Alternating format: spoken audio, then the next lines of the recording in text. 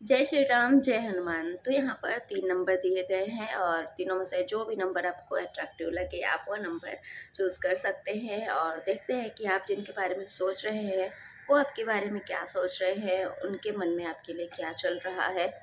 और आशा करती हूँ कि भगवान यूनिवर्स आपके सारे जो भी क्वेश्चन हो उसके आंसर आपको दे दे और इस कार्ड के ज़रिए आपको आपके सभी सवालों का जवाब जल्दी मिल जाए। तो हो सकता है कि आपसे ये रेजोनेट ना भी करे और करे भी, तो देखते हैं। तो यहाँ पर मैं 3 कार्ड निकाल लेती हूँ।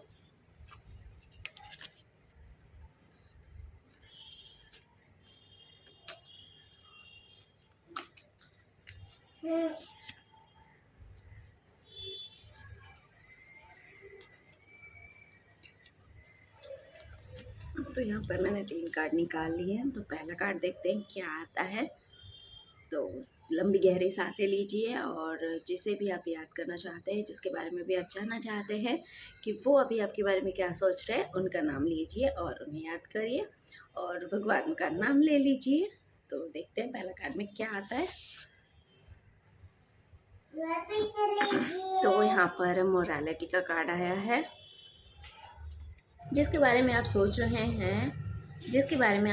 हैं, उन्हें ऐसा लगता है कि आप जो है जैसे दिखते हैं वैसे हैं नहीं और जैसे हैं वैसे आप दिखते नहीं हैं। यानी कि जो मोरालिटी का कार्ड आया है ना, इसमें क्या है ना कि आप जो दूसरों की, जैसे कई बार होता है ना कि हम दूसरों के बारे में बहुत अच्छा अच्छा बोल जाते हैं, लेकिन हमें खुद पता होता है कि हम उसके बारे में ये झूठ बोल रहे हैं और ये हमें अंदर अंदर पता होता है, लेकिन हम फिर भी उसके बारे में ऐसा है वैसा है बोल जाते हैं उसके मुंह पर ऐसा। लेकिन हम क्या है वो हम खुद भी एक्सेप्ट नहीं करते हैं। जैसे कि कई बार ऐसा होता है ना कि बहुत ज़्यादा लोग ऐसे आपने देखे होंगे जिन्हें इंटरेस्ट रहता है कि दूसरे क्या कर रहे हैं, दूसरे गलती कर रहे हैं, हमें वो देख कर ना अच्छा लगता है ना, कि वो गलत कर रहा है। मैं तो ऐसा नहीं करती।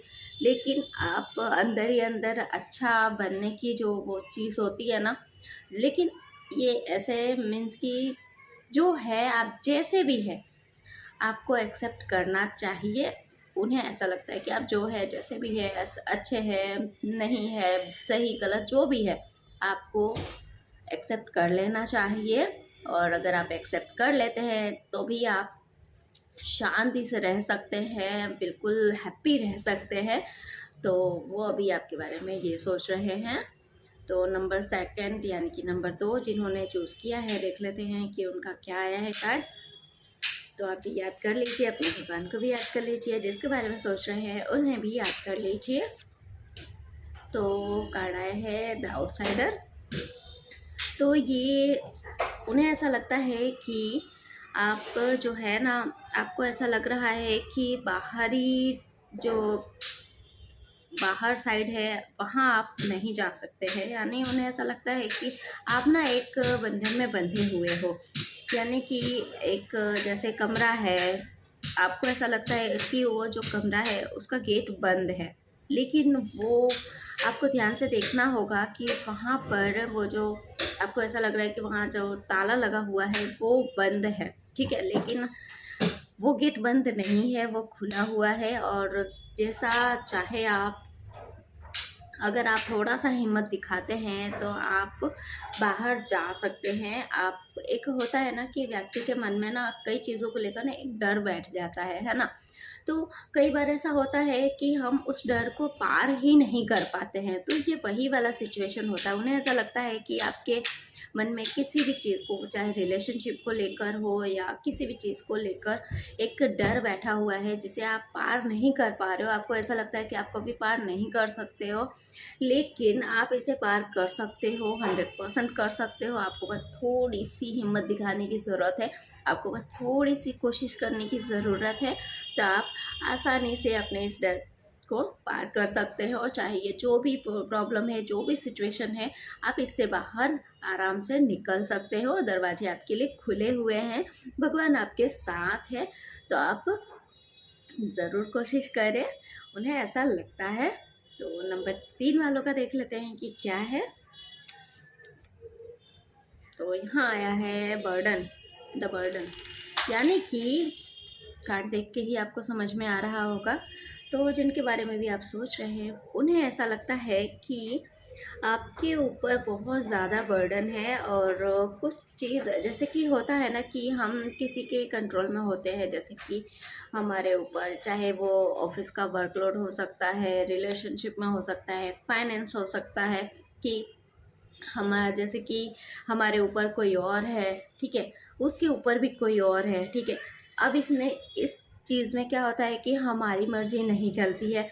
हमारे ऊपर जो बैठा हुआ है ना, वो हमें बताएगा कि हमें कहाँ जाना है, हमें क्या करना है, क्या नहीं करना है, और हम बिल्कुल उसी रास्ते पर चले जा रहे हैं, हम बिल्कुल उसी को फॉलो कर रहे हैं।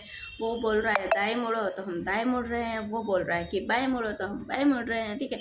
ऐसा चल रहा है, और बहुत ही ज़्यादा वर्कलोड आपके ऊपर आ चुका है, बहुत ही ज़्यादा परेशान हो चुके हो इस चीज़ को लेकर, बहुत ज़्यादा थक चुके हो इस चीज़ को लेकर, और हर तरह से आपको ना बहुत ज़्यादा ऐसा बोझ महसूस हो रहा है। आप उस बोझ के तले ना दबते जा रहे हो, ऐसा उन्हें लगता है आपके बारे में, वो ऐसा सोच रहे हैं।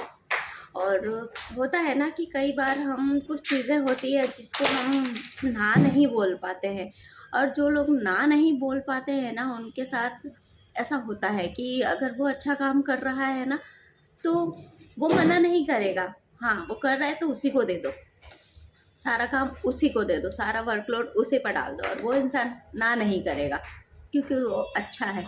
तो अच्छा बनने के चक्कर में ये सारी चीज़ें हो जाती है, बहुत ज़्यादा बर्डन हो जाता है, जिसकी वजह से स्ट्रेस, परेशानियाँ, बहुत ज़्यादा दिक्कत हो जाती है, प्रॉब्लम हो जाती है। तो इस प्रॉब्लम का सॉल्यूशन आप ही निकाल सकते हैं।